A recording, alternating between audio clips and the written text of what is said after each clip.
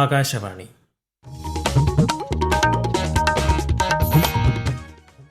നമസ്കാരം. പ്രാദേശിക വാർത്തകൾ വായിക്കുന്നത് ഹരിഷ്ണ.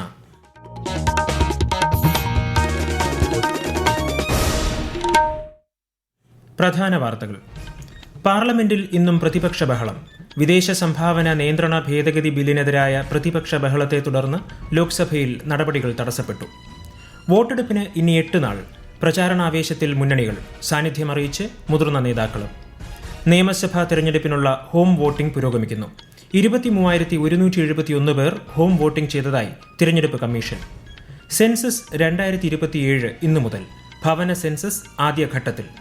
പൈങ്കുനി ഉത്രം ഉത്സവത്തിന് സമാപനം കുറിച്ച് ശബരിമല ക്ഷേത്രനട ഇന്നടയ്ക്കും. IPL ക്രിക്കറ്റിൽ ഇന്ന് Lucknow super Giants Delhi Capitals പോരാട്ടം. വാർത്തകൾ വിശദമായി.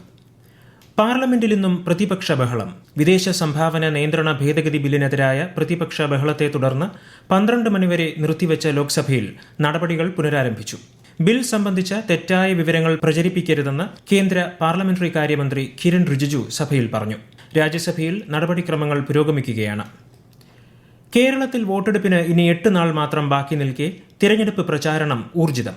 LDFന്റെ പ്രചാരണാർത്ഥം CPIM പോളിറ്റ് ബ്യൂറോ അംഗം പ്രകാശ് കാരാട്ട് ഇന്ന് കോട്ടയത്ത് പ്രചാരണം നടത്തും. ബീഹാർ മുൻ ഉപമുഖ്യമന്ത്രി തേജസ്വി യാദവ് ഇന്ന് കോഴിക്കോട് തിരഞ്ഞെടുപ്പ് റാലിയിൽ പങ്കെടുക്കും. NDAയ്ക്ക് വേണ്ടി കേന്ദ്രമന്ത്രിയും BJPയുടെ മുതിർന്ന നേതാവുമായ രാജ്നാഥ് സിംഗ് ഇന്ന് തിരുവനന്തപുരത്ത് തിരഞ്ഞെടുപ്പ് പ്രചാരണം നടത്തും. BJP ദേശീയ അധ്യക്ഷൻ നിതിൻ നബീൻ ഇന്ന് കണ്ണൂർ മട്ടന്നൂരിൽ റോഡ് ഷോയിൽ പങ്കെടുക്കും. UDF തെരഞ്ഞെടുപ്പ് പ്രചാരണത്തിന്റെ ഭാഗമായി ലോക്സഭാ പ്രതിപക്ഷ നേതാവ് രാഹുൽ ഗാന്ധി ഇന്നലെ കണ്ണൂരിലും കോഴിക്കോടും പ്രചാരണ യോഗത്തിൽ പങ്കെടുത്തു. AICC general secretary KC Venugopal ഇന്ന് കോഴിക്കോട് വിവിധ തെരഞ്ഞെടുപ്പ് പ്രചാരണ പരിപാടിയിൽ സംബന്ധിക്കും.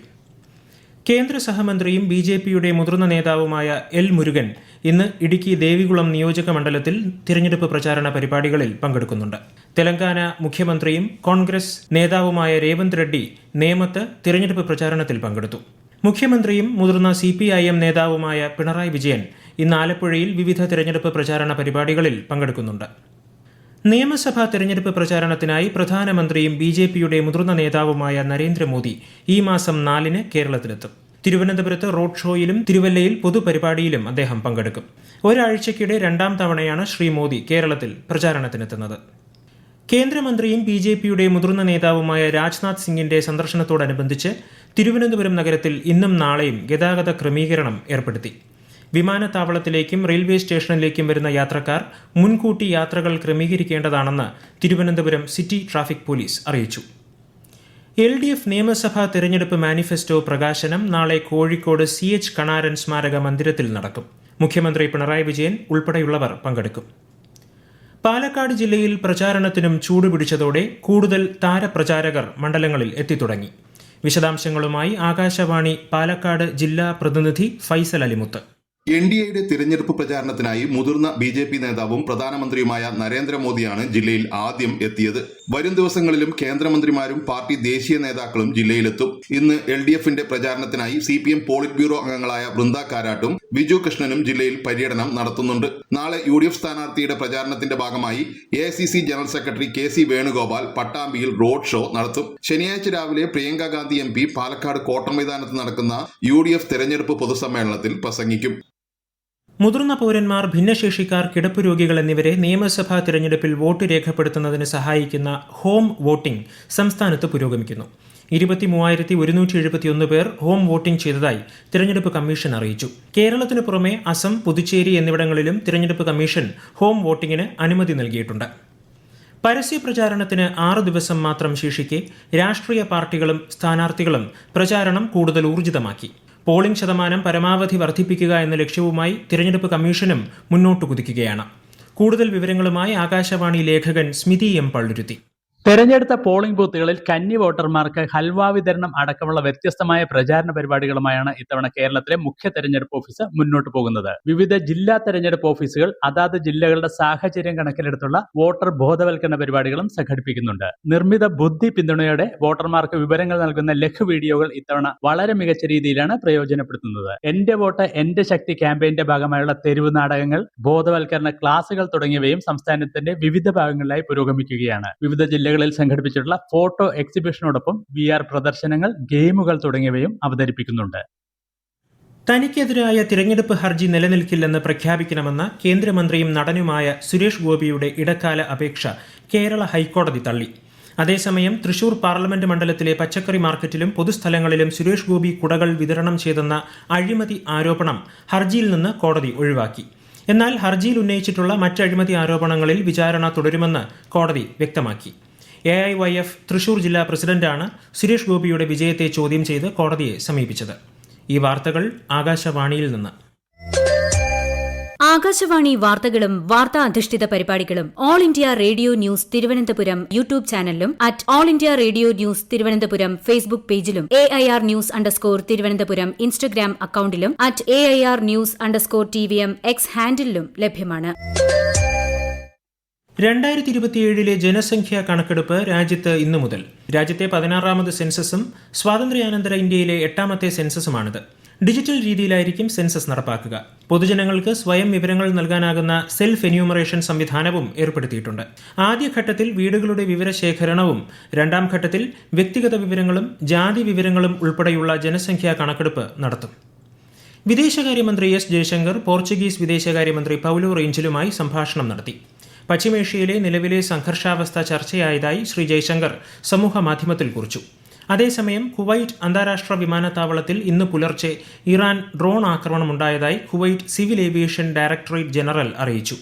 ഇന്ധന സംഭരണ സൌകര്യങ്ങൾ ലക്ഷ്യമിട്ടുള്ള ആക്രമണത്തിൽ കുവൈറ്റ് ഏവിയേഷൻ ഫ്യൂവലിംഗ് കമ്പനിയുടെ ടാങ്കുകൾക്ക് തീപിടിച്ചെങ്കിലും ആർക്കും പരിക്കേറ്റിട്ടില്ലെന്നും വിമാനത്താവളത്തിന്റെ പ്രവർത്തനം തുടരുന്നതായും അധികൃതർ അറിയിച്ചു. പശ്ചിമേഷ്യൻ സംഘർഷ പശ്ചാത്തലത്തിൽ വാണിജ്യ ആവശ്യങ്ങൾക്കുള്ള LPG സിലിണ്ടറുകളുടെ വില വർദ്ധിപ്പിച്ച് എണ്ണക്കമ്പനികൾ.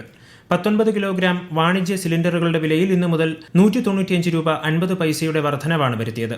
ഗാർഹിക LPG സിലിണ്ടറുകളുടെ വിലയിൽ മാറ്റമില്ല. ശബരിമല പൈങ്കുനി ഉത്രം ഉത്സവത്തിന്റെ 10ാം ദിനമായ ഇന്ന് പമ്പയിൽ ആറാട്ട് നടന്നു. വൻ ഭക്തജനത്തിരക്കാണ് അനുഭവപ്പെടുന്നത്.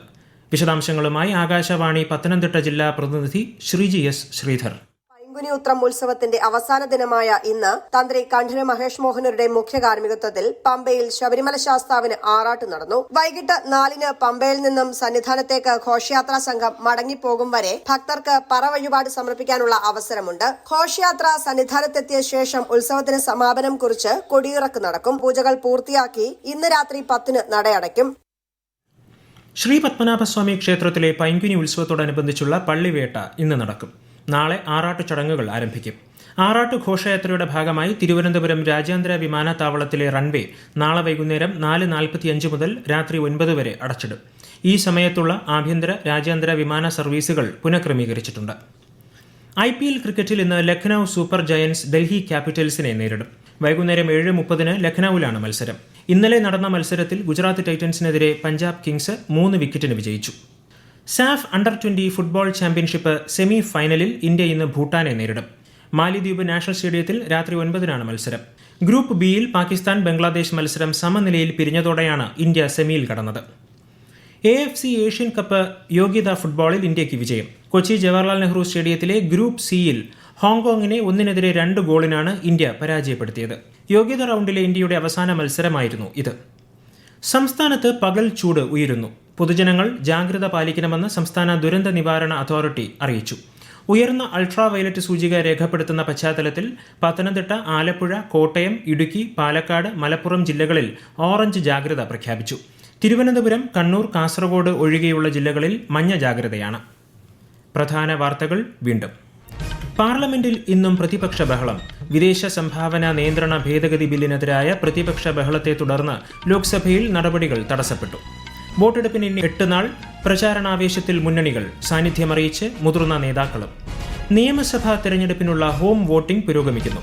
23,171 പേർ ഹോം വോട്ടിംഗ് ചെയ്തതായി തിരഞ്ഞെടുപ്പ് കമ്മീഷൻ. സെൻസസ് 2027 ഇന്നു മുതൽ. ഭവന സെൻസസ് ആദ്യഘട്ടത്തിൽ. പൈങ്കുനി ഉത്രം ഉത്സവത്തിന് സമാപനം കുറിച്ച് ശബരിമല ക്ഷേത്ര നട ഇന്നടയ്ക്കും. IPL ക്രിക്കറ്റിൽ ഇന്ന് Lucknow super Giants Delhi Capitals പോരാട്ടം. പ്രാദേശിക വാർത്തകൾ കഴിഞ്ഞു. അടുത്ത വാർത്താ പ്രക്ഷേപണം 12:50-ന്.